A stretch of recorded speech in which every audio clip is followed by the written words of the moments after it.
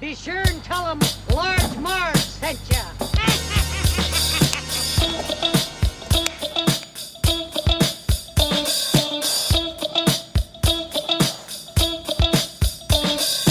In the 90s, we were just teeny tykes. We went to movies and our bikes. We wanted to be DJs, but we were just teeny gals. So we went off to college and we remained as pals. 20 years later, we're still watching flicks and we're bringing you the favorite bit by bit. Sweetie and Sweetie are here to say it's the Large Marge Santa's podcast. Hey, hey.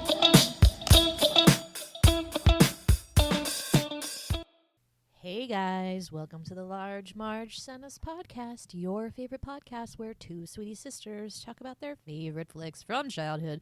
I'm Sweetie with a Y. And I'm Sweetie with an IE. And this is not my favorite flick from childhood, but I do have several key memories associated with, or like maybe not key memories, but like there's just parts of this movie that I was watching where I was like, whoa, I'm back. So, ladies and gentlemen, we present to you as our first podcast episode of 2024, Batman and Robin. Is that accurate? We haven't done a podcast yet in 2024? Yes. January was so long. We didn't do one? Yeah, Damn. I know. We just couldn't get our shit together. It's fine.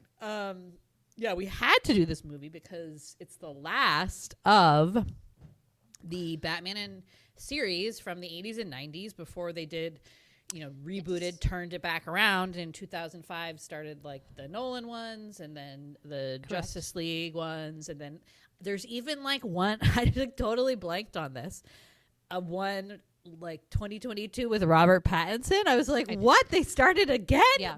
Yeah. So I like, They're just always going to do them. Yeah. It's just like what they do. although- But for our childhood, Batman, I said this to my husband, this Batman series was like kind of like the Marvel series of today. Like you were like waiting for these to come out every couple years. If you were famous, you were like in these big action movies, right? They were integral to childhood. Yeah, they were a big deal. Because you really didn't have any other like superhero movies. Yeah, there wasn't. They kind of stopped making Superman movies after like the Christopher Reeve days, and those didn't come back for a while. I mean, sure, there were like cartoons. The X-Men series was very big, but like in terms of like blockbusters, this was always like one of the big ones. Yeah. And I will say that we didn't officially cover Batman Returns on this podcast, so we could potentially go back and like do that one again. Yeah. We did like a guest pod on someone else's for that movie, so that's why we skipped And it. But remind me again, because I'm going to ask you at the end of this to rank your Batmans, so these movies, between the Michael Keaton and this one, the first Michael Keaton and this one, and also the Batman, the man. But do you remember if we liked Batman Returns? We were pleasantly surprised by it, right? But we know we like that one. We've seen that one. But I think we went into it like thinking we didn't like it, and then we walked out of it being like, "Oh my god, this is one of the better ones." No, Maybe you're thinking of Batman Forever, because because Batman Returns is Catwoman. What's not to love about that one? Well, We it's love like- that one. It was like yucky penguin, and Yeah, and but- that one remember is so dark. It is Yeah. like the darkest of the dark ones. well, that's why they pulled Yeah. Tim Burton from. They're like, you can't do any more of these. Too dark, too scary. And I'll say like this one is the opposite of that, and why I think everyone doesn't like this one. This one's too light, too colorful, too comic book. It's like this. You really have to have like I read somewhere that they said this was a how-to on how not to direct a comic book based movie. Like you don't want to make it like exactly like the comic book. Like you need to inject something else in there to make it like a substantial film. I think Joel, and like we said, I just listened to the Batman Forever episode of ours, which is very good. Go back and listen to it. I think we had a lot of really good points on that one. But that's definitely like the vibe Joel Schumacher was going for with these ones. Like he was going kind of for that like campy, in your face, whoa, boom, pow, like old school comic book kind of style, which is fine. That's a style. But I think there's like other directing choices that certainly make this worlds worse than Batman Forever was, because really they're the same stylistically, but this one there's so many problems with it. There's like story problems, acting problems, characterization problems, sexist. There's so many problems that it just all piles on, and you're like, this is 3 point. If you go on IMDb, the rating for this one is one of the lowest I've ever seen in my life, which is like 3.8 or something. I mean, it wasn't that bad. I honestly was enjoying it by the end, and taken like scene by scene. It's like some scenes are better than others. Yeah. I was so distracted by the puns. I would call this movie like Batman and Robin, like Attack of the Puns. It was really the script that ruined it for me. I know. And just was very irritating. I was thinking it would be cool if someone did like a recut of this and just removed all of the freeze puns. Yeah. All of the puns, really. Like those actions, like that whole beginning action scene. What if no one was talking during that? You know, like I think we've talked about this before, but like our pet peeves, specifically your pet peeves with action superhero movies is when they're fighting and they're like, oh yeah, give me some of that. And then they like punch him. He's like, oh, dude, nice try, man. And then like, boom, like shut up. Like I just fight. Like we don't need your commentary like as you're fighting. It's annoying. Oh, totally. The only way it works is like I think Spider-Man does that very well, and that's like part of his character and what people like about it. But like in general, shut the fuck up. Just shut the fuck up. Well, they said in the trivia that Arnold Schwarzenegger, Mr. or Dr. Freeze, isn't he a doctor? Doctor. Yeah, he okay. has a Nobel I know, I was gonna say. Prize Dr. winner. Freeze. Okay. Excuse me? I thought they said he had 50 ice-related puns, and I said that is really lowballing it, because I feel like the entire everything script he said for that guy were ice puns, and it really bothered me. Towards the middle, and by the end, I couldn't even handle it. Yeah, I think his technical name is Mr. Freeze, but he But before he turned into Mr. Freeze, he was Doctor whatever. Yeah. So unclear if he's not allowed to carry that doctor's degree. I didn't go into his evil villain persona. Evil doctor school for 4 years. But anyways, yeah, let's get into it, because I think this will be a very funny synopsis. So this came out in 1997. What? 1997. Yep. Yep. So last of the biggies. So Val Kilmer was in Batman Forever. Decided not to return for this one, so they had to get a new guy with a good jawline. So they picked George Clooney. We'll talk about his success or not success wearing the bat suit later. Obviously, you have Arnold Schwarzenegger as the Mr. Freeze. Chris O'Donnell comes back as whiny little. Yeah, can't stand that character. Little Dick Grayson. Grayson. Oh my God. I want to throw him out the window. He's so annoying. Really annoying. Addition of Alicia Silverstone as what eventually becomes Batgirl. But her character in this is named, forget. She's Alfred's niece. Oh my God. Susan? No, it's like, Barbara. Barbara. Yeah. Weird name. Barbara. Uma Thurman as the lovely Poison Ivy. Definitely like movie stealer. Elle Macpherson, totally out of place as just one of the many like weird Bruce Wayne girlfriends who he doesn't like.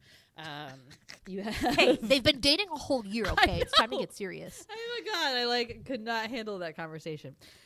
You have Michael Gough is the Goff returning. Or something? Goff, I think it's Goff. Returning as Alfred. Okay, that guy is way too good for these movies. I cannot handle it. He's so sweet, such a good actor. Love that bitch. Random Vivica A. Fox for a hot second as Mr. Freeze's slutty girlfriend, and he seems so into his wife. She must have had more scenes, and they cut her out, because that was so weird that she was just in there for that split second. Oh, totally. And also, randomly, Coolio. Now, I get Coolio was a very big thing at the time. Yes, huge. So I have to apologize because I re-listened to Batman Forever. I mistakenly said that Usher was the gatekeeper of the motorcycle race, and I feel terrible. So I'm sorry, Coolio. It's you. Yeah. I mean, I'll always remember that motorcycle. I wrote motorcycle race in all caps twice in my notes, because the first time I thought they were going to show it, but they just show her stealing the motorcycle and not you're like, what is she doing? We'll find out later. And then they did it, and I was like, motorcycle race. And then apparently also in that scene, cameo from Corey Haim, R.I.P. For as one of the motorcycle dudes. He could have had all like a ton of makeup on, so you really can't recognize him. I was looking for him, couldn't see Corey. Weird. Not that you're alive Might now, be a but false. yeah. Might be a false IMDb, Very, like Rita very Wilson strange. and someone else. Yeah, I know he was a B-list by then, but like, let's give him like more than a 55 second, not even 5 second, 1 second thing. And then, I noticed John Glover, who is like kind of the wacky guy from Gremlins 2 and some other stuff for sure in like the 80s, 90s. He's like the scientist that Uma Thurman is working under and then eventually like poisons and blah, blah, blah. And then lastly, love seeing Charlie from the Santa Claus as young Bruce Wayne, if you didn't recognize him. Oh, I didn't. Wow. Good eye. Yeah. Wow. Yeah, so love that. Wow. So, and as Sweetie said, directed by Joel Schumacher. So he did Batman Forever, and then he did this one as well, and is sort of credited as killing the franchise because after this one, they had a bunch of sequels written, but then were like, no, like we're not doing it. They didn't do well in the box office. Everyone was embarrassed by it. He's embarrassed by it. Like he blames no one but himself. It's not like he blamed like the scriptwriter or anything like that. But, and whatever. Maybe it was just time anyway. It was time to take this bit of Batman stuff and say, okay, 5 movies, 4 movies. Mm-hmm. 4 movies was it, and then. Batman has gone like a totally different direction. Obviously, like we said, with the Christopher Nolan movies, very serious, very more cinematic, obviously Christopher Nolan style kind of movies. And then continuing, with those other ones. So there you have it. There you have it. Let's do it. And I Let's get apologize if I'm somewhat out of breath. I'm now 37 weeks pregnant, so I find it a little bit hard to be long-winded, so bear with me. I remember this when I was pregnant last time for the last couple podcasts we did for like all those baby theme ones. I was like, we forgive you. Okay. I'll do most of the talking, I'm sure. Okay. It's time for the Sweetie synopsis. Yeah. Sweeties. Okay, I have a quote. Who is this nutball? I'll set it up. So, like, there are these very over-talkative scientists that are in charge of this telescope that in, like, the very end scene, Mr. Freeze is looking to get the diamonds to freeze and then use it to freeze the diamonds that they have for the telescope and use it to freeze all of Gotham. So these scientists work for Bruce Wayne Enterprise, and they're setting up the satellite, and then Mr. Freeze comes in, and then the one scientist goes, "Who is this nutball?" Like random accent. In something Yeah, he else, is something. But maybe I I'm know. just thinking of him No, from he is. this. I don't No, know. he We'll look is. it up after. And then after, they're like these really talkative parts of the scene where like Batman and Mr. Freeze are fighting, and they kept being like, "Yeah, Batman, hit him Yeah, there." why is he still He, there? Like, wouldn't get the stop fuck out of talking. there. I know. Obviously, they didn't help much. But then you feel bad for them because they're like just like hanging from the telescope, and then they have like a devastating fall out of the building, which looked terrifying. They're okay though. They're okay. They make it. They make it. All right. We open on butts. So this Joel Schumacher loves to do these like quick cuts of the suiting up, right? And for some reason, I swear to God, he showed like 3 butts. Like not just one, not just 2. There was like 3 butt shots. And I was like, can you cool it on the butts? Like it was just like to start a movie just being like two butts. Like were people just laughing hysterically and like what the fuck is happening? But anyways, Batman and Robin are suiting up for a fight. There's been a new enemy has been targeted. His name is Mr. Freeze. He's cold. He's freezing things. They get to where they need to go, which is like the museum or whatever. Mr. Freeze has frozen the whole museum, turned it into a big ice skating rink, basically. His cronies are these like weird natives. I don't know what you would classify them. They're very odd. They're wearing like weird furs and like hockey masks, and they're just like they're goons. They're goons. Yeah. Goons. Mr. Freeze is trying to steal this giant diamond because like he needs it for some reason, which we'll find out in a second. That makes no sense. And so Batman and Robin go to stop him. By some luck, Batman has all these heat devices. I'm pretty sure he only found out about Mr. Freeze when he was like on the way. But somehow, Batman and Robin, Alfred, he had the good sense to build in automatic ice skates into their suit just in case. Well, I wrote this down and I thought about it. I'm constantly impressed by Batman, right? Because he's the only superhero that really doesn't have a superpower. His superpower is gadgets. That's a superpower, and money, right? Yep. So that's all he has, and like bravery, I guess, because he's like throwing himself in these death-defying situations, and like he just has his gadgets to save the day. So yeah, maybe they're just prepared for anything. I will say I was very confused by the scene because they just jump right into it. There's no explanation of what anything is.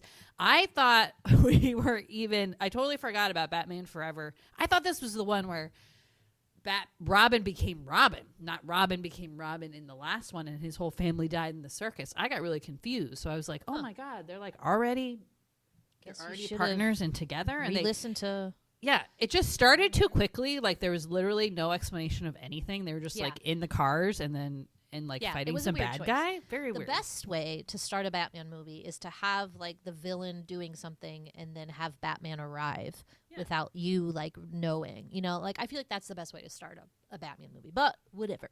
So they're skating around. Mr. Freeze literally unloads like 50 ice puns, including the Iceman cometh. Everything freezes, which like isn't even true. You're not even true. I'm like, what about alcohol, you dummy? You're supposed to be a Nobel Prize winner. You're not sending me to the cooler. What killed the dinosaurs? The Ice Age. Again, not true. And it's like you are just spreading lies. You're just spreading lies, and you're not even right. You're not even smart. Being in the writers' like room of writing that script, and they're just like, okay, guys, every day we each need to come up with 10 ice puns. We're gonna put them on this whiteboard, and then we're just gonna pull them out every time we need one. Ridiculous. Go back to med school, Mr. Freeze. Like, get some facts. So anyways, he gets away with the diamond, this whole thing. He like has a rocket that he like shoots up into the sky and explodes. They almost get stuck. Batman and Robin are all like pissy at each other because Robin's taking too many risks and Batman doesn't like that. And he's like, you have to be smarter. And Robin's like, I'm good at this. I can do whatever I want. I'm super awesome. I get babes. And it's like, shut up. Ugh. Have you learned nothing? Have you learned nothing from Batman Forever? Let me guess. No. Well, the guy's been a superhero for like what, like 1 year? Yeah, like cool. Take a back down. seat. Cool, to use a Mr. Freeze pun, cool down, bro. Cool off. Cool off. So he escapes with his diamond. That's kind of bookmarked for now. We're like, okay, new villain established. Check. Now we're moving to we get a little bit more information about him. His wife has this rare condition called McGregor syndrome. They made this up. It's not a real thing. He lives in this ice palace. It's like it looks like a former ice cream store that he's like frozen over. And he spends his days making his goons sing the I'm Mr. White Christmas, that song, which is from Frosty? Is that the claymation or the puppet Frosty? I don't know. Yeah. One of our least favorite kind of things. It's the one and we the haven't goons are seen. like the only person who's okay with the cold is Mr. Freeze, because it turns out he fell into like an ice bath when he was doing research on something, and somehow he didn't die, which is the case with literally every person in the Batman universe. It's like somehow they didn't die. Like if I lived in this town, I'd be like, let me just jump off this building and see what happens. Like I might become a superhero. Great. His wife has McGregor syndrome, so he's looking for like a cure for her. So the reason he's stealing all these diamonds is to fund his medical experiments to find a cure. And I'm like, dude, why do you need funding? Like, just go in there and kill people to get the things you need. Like, you've already done that already with these diamonds. Also, he needed them for his suit. The smaller diamonds for his suit. Okay. But he says he needs money to complete his research because his main plan. Sorry, the diamond. Yes, you're right. The diamonds are for the suit and for like something else. Like his freeze guns. His main plan and all that, is to freeze Gotham. Right. And hold the city hostage for ransom so he'll get money to complete his research. And that's where I'm like, I think you could skip that step and just get what you need by killing people, because that's what you're doing already. Anyway, so we go to South America. We switch to South America, where we meet Dr. I forget what Pamela Isley, I think. She's doing some work on venom and plants and stuff, but she's sharing this lab with this like kooky doctor scientist person named I forget what I thought I wrote down that guy's name, but the guy from Gremlins 2. Yeah, the guy from Gremlins 2. He is doing this crazy experiment where he's injecting like all this poisonous venom into this prison convict, and then the prison convict freaks out and like kills a bunch of people, blah blah blah, and becomes huge. So he becomes huge and becomes Bane. Yeah. And so Dr. Pamela Isley is like peeping in on this, and then she confronts him and is like, "I'm gonna report you to the medical board of whatever, blah blah blah." And he's like, "Oh no, you won't, because I'm gonna kill you." And the way that he kills her is he like pushes her into all the tanks of snakes and things, and the snakes like crawl over her, allegedly killing her. I mean, like, I think he could have done a better job of like follow through on this, because like, how do you know? Like, what if those weren't? I don't know. It seemed like a strange way. But anyways, Is it weird that both female villains basically die the same way in each of the Batmans that have get their powers the same way? Yeah, that's kind of interesting. Definitely. So now she comes back to life as this like vixen of like bright red hair, and she's like, "Oh, my body's filled with my blood's filled with aloe and like this and this, and my lips," and then she like kisses him, "are filled with poison or venom," and so she's poisonous, and so he's dead. And so now she becomes a new villain, takes Bane like under her wing, and she's Poison Ivy. For some unknown reason, as she becomes Poison Ivy, she develops this weird accent that's like vaguely British, but like vaguely villain. It's like this weird, I can't even do it. It's like, "I don't know what you're all on about. I'm a villain now." Yeah. And then when she's like pretending to be, when she's pretending to be the scientist, she like talks normally. So it's like, it's kind of strange. But anyway, they said something about like Mae West, like old Hollywood. She was doing like a riff. Oh, well, it didn't come off. It didn't come off great. I didn't love it. I think she's been panned for this performance a lot. It's just like the accent is different. It changes. It's not good. So she looks at a flask and is like, "Oh, Wayne Enterprises. I'm gonna go track this guy down and get him to like approve my plan to save the planet or something." So she's off to Gotham. So now we have an arrival at Wayne Manor. Oh, sorry. Backstory.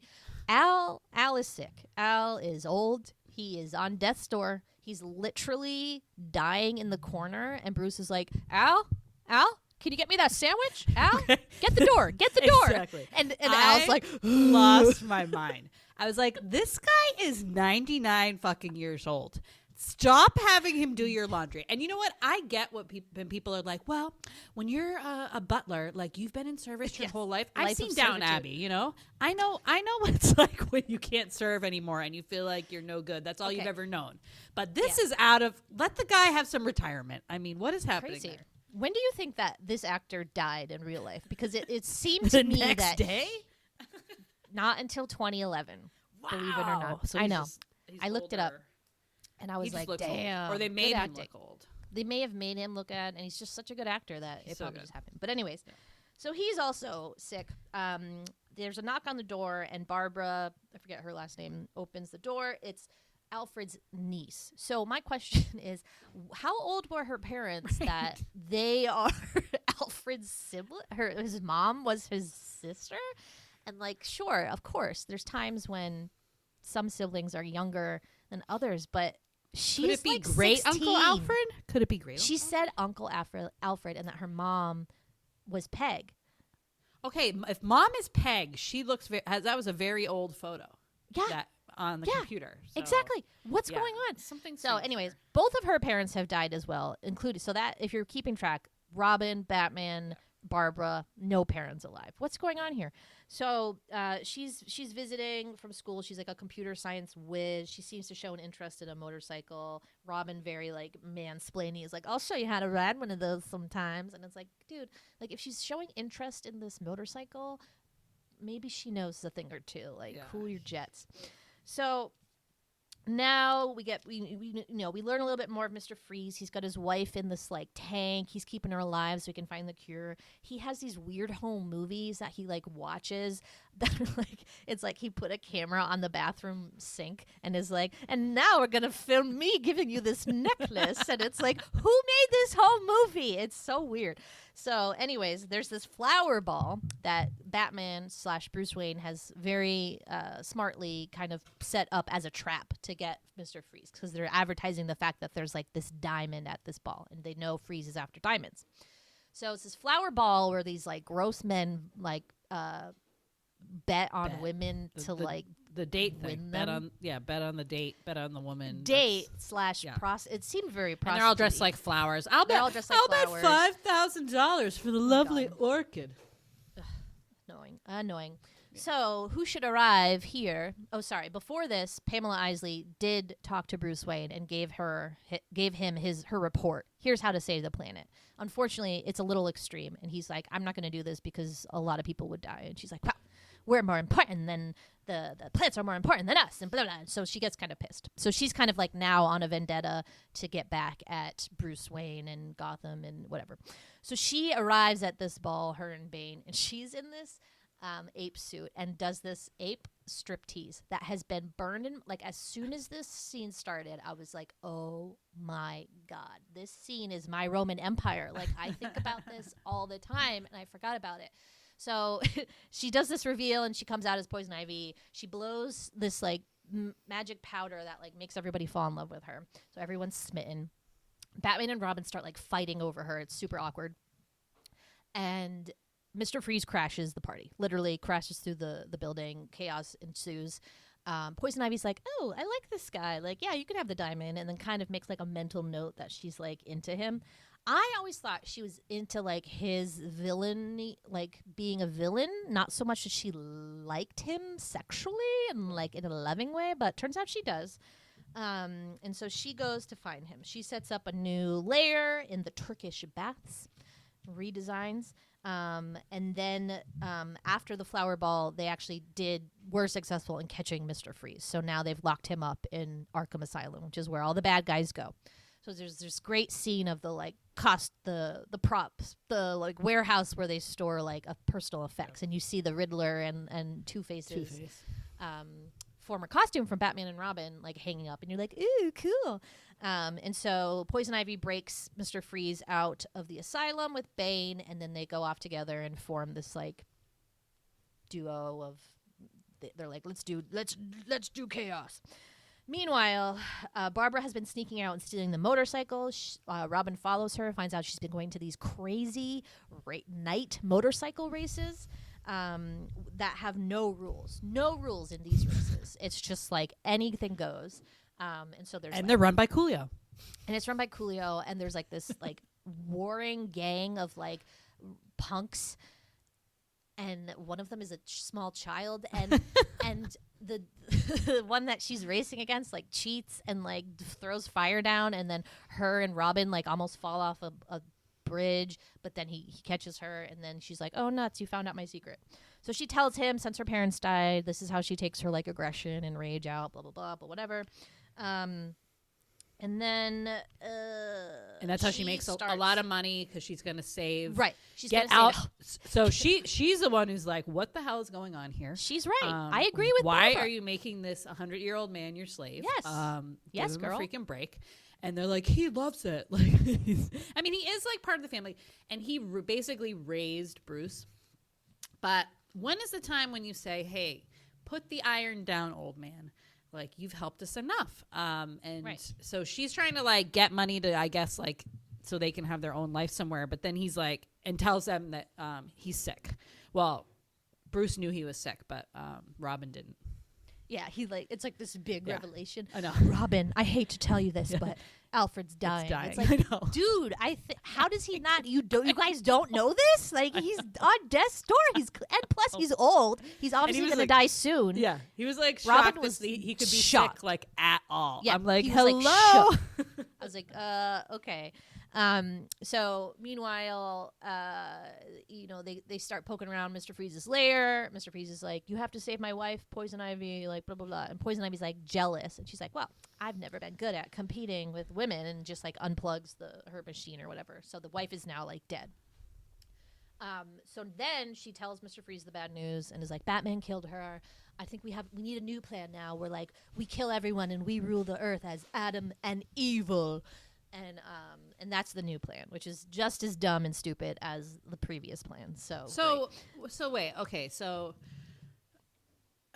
what was Poison Ivy's goal? Was just like world domination and then getting rid of the people so plants could take over. That was her thing. Okay, yeah, and she could like rebuild the planet like in her. The thing about Poison Ivy is always that like her intentions were always good. She just always had like a moral weirdness where like she valued plant life more than human life, and like that's why that kind of is what makes her a villain. But I think like in terms of villain, she's usually one of the like more sensible ones. Not in this adaptation, but overall, that's kind of how Poison Ivy's represented. So then we've got Barbara Alfred's dying. Turns out he also has this weird McGregor syndrome, this made-up disease. What are the odds? And it's catching. Yep. And she's like, you have to get this. You have to find my brother, this other butler in India, and give him this CD. This part I don't really get. Like, what did he know that Barbara was gonna break the code, and like that was it, or like he wanted his brother to take over his position as Bruce's butler? First of all, his brother is also a butler. Yeah, they're all butlers. Oh my god. Okay, this makes sense now. I think he said that, but he always knew that Barbara was gonna open it and then become was gonna become Batgirl, and that was gonna like Okay. I don't know if he. Both things are true then, because he still would have needed someone to take care of Bruce, because Bruce can't take care of himself, and bonus, Barbara can become part of the team too, and that would take care of her. Is he like Barbara is like the third piece of this, and now they're all gonna like take care of themselves, like if I die or something? No. Doubt it. They can't even make their own sandwiches or do their laundry. Like, please, can't stand on their own 2 feet. Alfred is like their mom, who's like, not let go. But anyway, she breaks the code, finds out about Batman, and then there's like this pre-recorded message, and he's like, Barbara, I prepared something especially for you. And so like she has her own suit, and then like she goes out to kind of like join the fight. So with these giant boots on, I'll say, oh my God, this movie is so like sexist and annoying. And when they do the like action shots of her, because again, like there's the little cutaways of just the body parts. And so obviously she has like these boob ones. She has these crazy high boots. They're like stilettos. You're stiletto fighting crime style in heels. stilettos? Why can't she have a flat boot? This is the funny thing about this movie, is that I know that they think they're being super progressive and having this female sidekick, and they even have a point of her being like, actually, Robin, like I saved you. Like they actually have her saving him. But at the same time, they're doing all of this male gaze stuff, and like they're still objectifying her, and they're like, this is like the classic man thing of like, but we gave you you're a superhero, so there's not an issue. And it's like, well, it's like it's not the same. I don't know if you read this in the trivia, but there's supposed to be more scenes with Batgirl, Alicia Silverstone, in the costume, and apparently she like gained weight during production, so they like couldn't make any more costumes for her, and they like it was crazy. There was all this backlash. She got all the interviews. These reporters were like saying all these things, and it was like the weirdest thing. Then in the trivia it says, George Clooney had 50 bat suits made, like for like they couldn't make her a couple different bat suits in a couple different sizes. It was like so crazy. Ridiculous. So yeah, the whole thing surrounding like the Batgirl thing. Why is she called Batgirl? She's clearly like, is she in college or in high school? Whatever. Prep school? Like, I don't the know. girl thing is weird. Yeah, the whole thing. She really is a very good fighter. I mean, she basically like saves them at the end. Well, and she rides motorcycles. She's a Yeah. badass bitch. And so yeah, it's too bad It's that as conflicting. usual they took this and really fucked it up. Yeah. Not to mention that Poison Ivy as a villain is one of the like most pathetic villains you can imagine for a woman character, because she just has this muscle man doing all the work for her and being like, "Oh, I don't fight," and then like going away. Like that's so annoying to me. Whereas Catwoman could like throw down, and so like that was cool. But anyway, so blah blah blah. Moving on. There's fights. Robin's mad still with Batman. Now they're fighting over Poison Ivy. Poison Ivy like takes over the Bat light and changes it to the Robin light, and then lures Robin to her lair and like tries to kiss him, but he like puts these like wax lips. That part always upsets me, and I think I mentioned this during Batman Forever, but I've always hated him as an actor person, because when I saw Batman Forever at the drive-in, the kid that I was with farted in the car and it smelled. So now I always associate like a fart smell with him. But then also this scene with the lips always grossed me out. Anyways, so he's not on Number Tricks anymore. Batgirl comes in, makes her appearance, like saves the day, kicks Poison Ivy into like her plant, and Poison Ivy's done after that. And I don't get why. She's one with the plants. Why would she be upset about that? That didn't make any sense. They're just like really sucked at figuring that out in the writer's room. So they were just like, let's just throw in her plan, and she's done. She's dead. Yeah. So she's now in the asylum, basically. Now they're back onto Freeze. With Freeze, he's there. There's this whole telescope thing, and he's like redirecting. This is where it really falls off the rails for me. And he's like freezing the whole Gotham. He freezes like some of Gotham, but maybe not all of it. I don't know. So they do away with Freeze, but then this something with the satellites is still going to happen that they have to fix. So here's where Batgirl can really shine with her computer skills, and she like fixes it, and all's good. And then they kind of get Mr. Freeze to turn and be like, don't you want to save, like, I didn't kill your wife, Poison Ivy did, I have proof because I could film it on my body cam, even though I was hanging upside down in the vines. Yeah, wait a minute, like that was suspicious. Straight, and it was like perfect. Yeah, interesting. And so then they convince him to use his power for good to help Alfred, who's also dying from the disease that his wife, Mr. Freeze's wife, had. And so he gives them the cure, which he had the cure the whole, like, why was he had the cure the whole time? Like, why was he doing all this shit with his wife? He only has the cure for like an early stage. So remember when they find out Alfred has it, he says he has stage 1. So the wife is too far along. So his research is just to see if he can cure it that far along. But I just thought it was funny that he just hangs out with the cure like in his suit. Like, here you go. Here you go. He's like, take 2, call me in the morning. Yeah. And so they revive Alfred. Mr. Freeze gets put back in the asylum and requests to be like cellmates with Poison Ivy so he can like torture her and make her life a living hell. I'm unclear like what he's gonna do with her, but like, well, he said, remember, like it's early winter or something like that. Oh yeah, I mean, he's just gonna freeze her. Like, I don't. But is freeze that her, but she's not. somebody? But she's like not really. Is she the plant? Well, I guess she's always the is plant. She alive? But she's just like the dowdy plant. I don't know. Yeah, it was stupid. But anyways, all's good in the hood, and then the team goes on to fight another day. But yeah, it really falls off at the end there. I just really lost track of what we were fighting for. What's going on? I don't really know. But so, okay. I think George Clooney, not a good Batman right off the bat. Yeah. Here's why. Well, maybe do you agree? Yes. Okay. Why do you think he does not make a good Batman? I don't know. Doesn't seem to have that internal angst for me.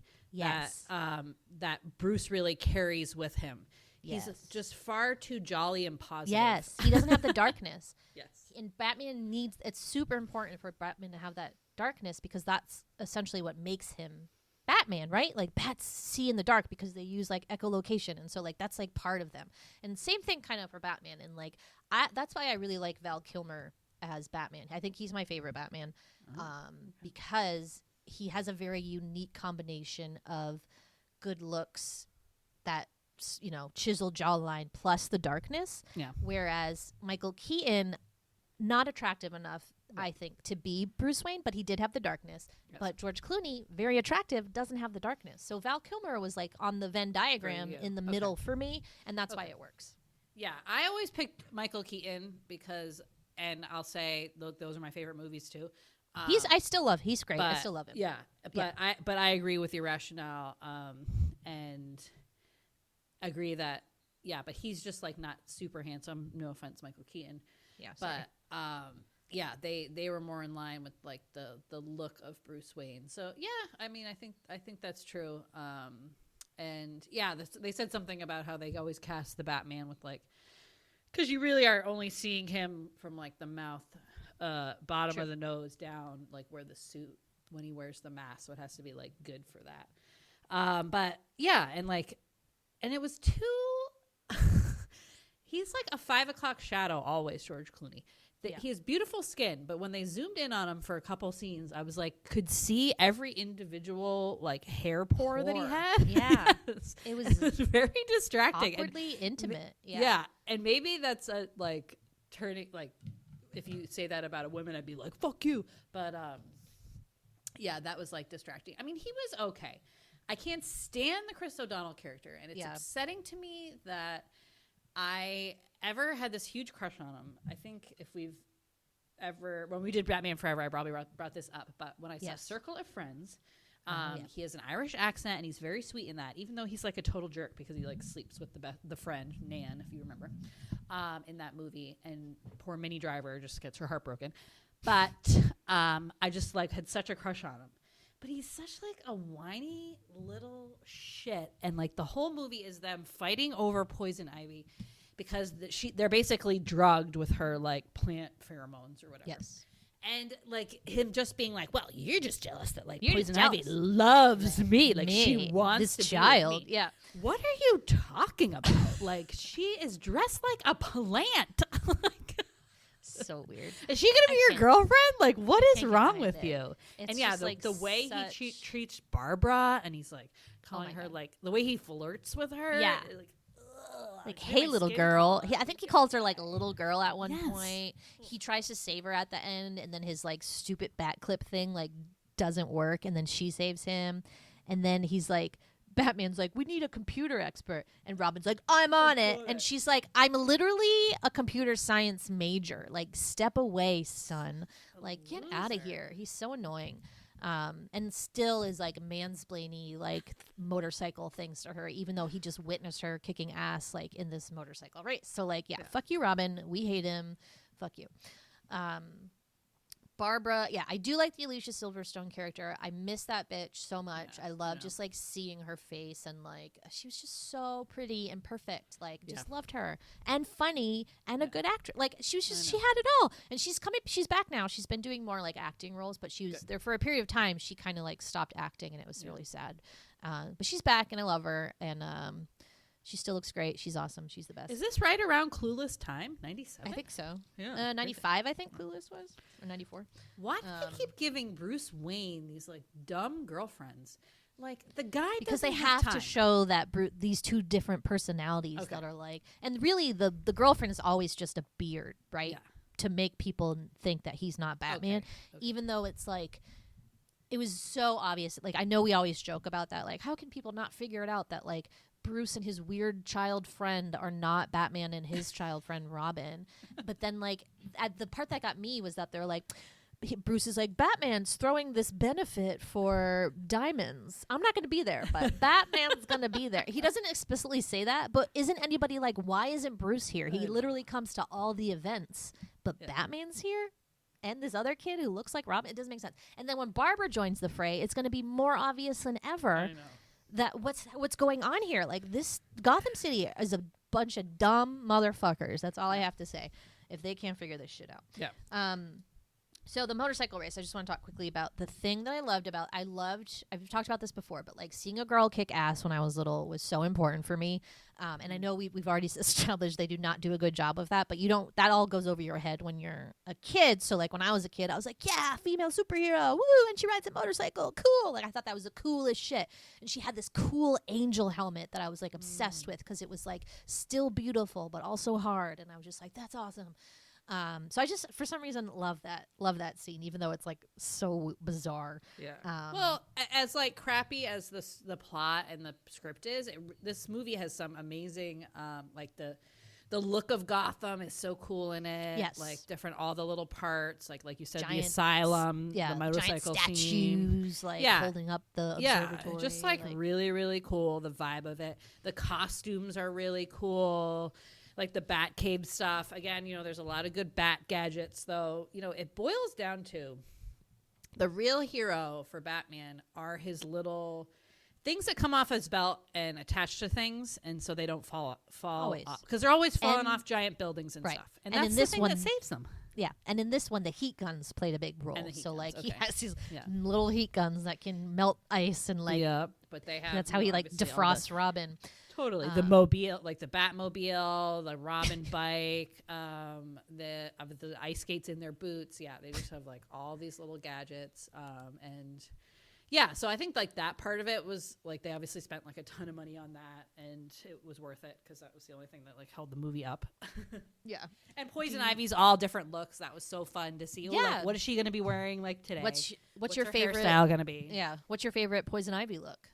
Oh man, I liked I think green jumpsuit with her hair in like the kind of like That's my least beehives. favorite. That's your least favorite? That's my least favorite because of those fucking gloves. So she was Oh. wearing these, what I'm pretty sure are like I thought kitchen that's how gloves she that got they the just poison.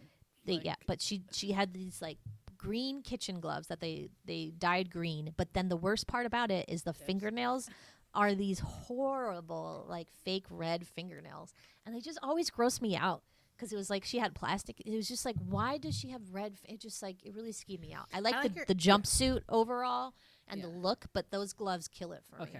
My favorite is her classic, like the look she arrives in at the flower ball, which is like, I was her for Halloween a couple years ago, and I kind of like modeled it after that. That look, I do love that. But then at the end, she's in this like red ensemble and has this like weird, like she draws like 3 eyebrows on it. Three skinny eyebrows. I was obsessed trying to figure out which one was her real eyebrow. What? Like, What is the purpose it? of that? What was that look about? I'm still very confused. I don't know.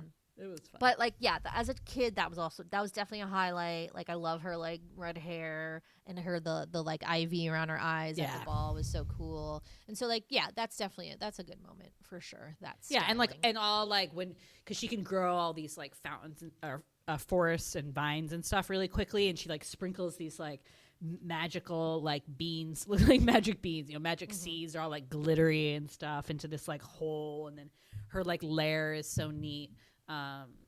So I loved like all whoever the set and the costume people were really hit it out of the park. The screenplay writer maybe not, but no, yeah.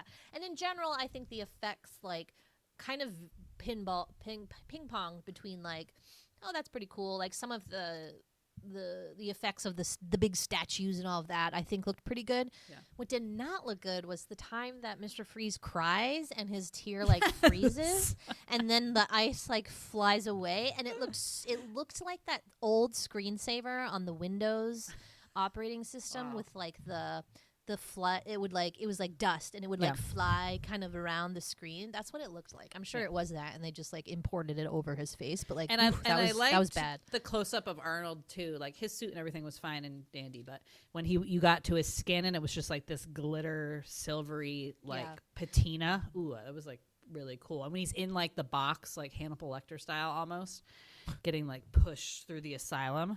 Yeah, so there's like a couple like kind of neat imagery. It's not all bad. Yeah. But overall, it's pretty bad. Pretty bad, but lots to make fun of. I think it's an entertaining movie to like watch with friends and laugh at. So I recommend it for that. But yeah, that striptease in the ape suit, I just like couldn't stop laughing. It's so funny because she's doing this like sexy dance, but in an ape suit still before she takes off like the main part of it, and it's like the music is like and it boom boom. It's so good. Oh my god, I loved that scene when I was little, and I was just like, I had such a reaction to it where I was like, I want to do that. Ape striptease. Just hilarious. But yeah, so that's the memory. I don't remember where I saw this. Maybe this is the movie that I saw at the drive-in where Eddie Pula farted. maybe it was this one, not Batman Forever. But I feel like the '90s ones we saw in the theaters. I want to say definitely, like or the they were drive-in or the theater. a big to do. You know, we were For too sure. young to see the Michael Keaton ones, but I think once we hit the Batman Forever, like we saw those, we were waiting for those. We were excited. Yeah, for sure. For sure.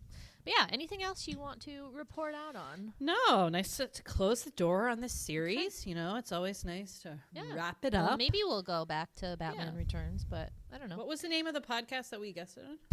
Chicks with Flicks. Okay. I think. So yeah, if they're still around, I want to go back and listen to that now. But yeah, good times. So yeah, we're back. Emily, sweetie here is gonna have another baby soon, so we might have another baby hiatus, or maybe not, because she's gonna be just sitting around breastfeeding a lot, so she might have time to watch movies and just do stuff. So we'll keep you posted. We did want to do a couple of baby themed movies. I think that was our goal, so we could still do like one or two. Honey, I Blew Up the Baby, Baby's Day Out, Baby Geniuses. There's lots. Babies were a big deal in the 90s, so I think we could do it. But we miss you guys. Thanks for listening to us. You can find us on Instagram at Large Marge Sent Us. Thank you, as always, for listening. Bye.